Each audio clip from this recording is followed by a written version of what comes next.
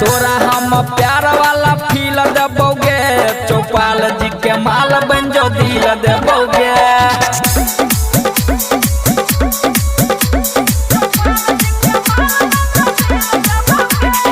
कोनो चीज के जाने मुश्किल देबोगे, चौपाल जी के माल बन जो दिल देबोगे।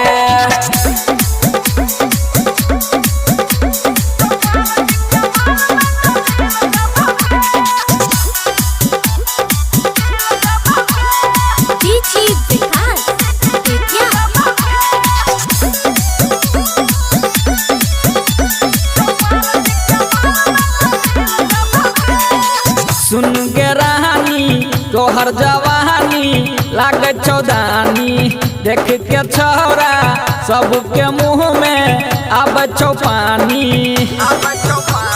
बुझ गली सुन के रानी तोहर जवानी लागे चौदानी, देख के छोरा सबके मुँह में आब पानी। अब सीना खरा न करे हम पील देबोगे, तोरा हम प्यार वाला फील देबोगे, चौपाल जी के माल बन जो दिल देबोगे।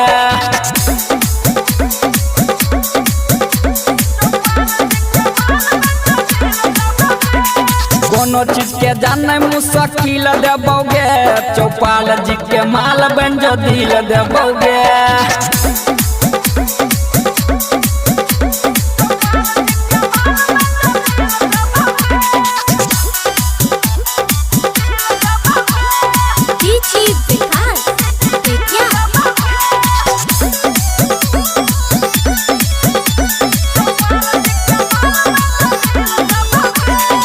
लगे तू आबे दूर न भागे हमरा से रानी, राइटर उमेश प्रभु जी के बात तू मानी।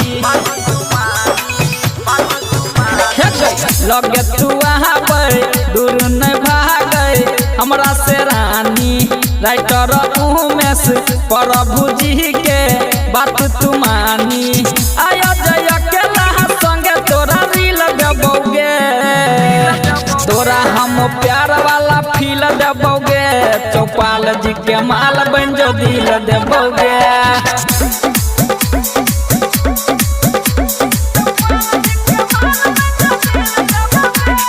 कोनो चीज के जाने मुश्किल देबोगे, चौपाल जी के माल बन जो दिल देबोगे।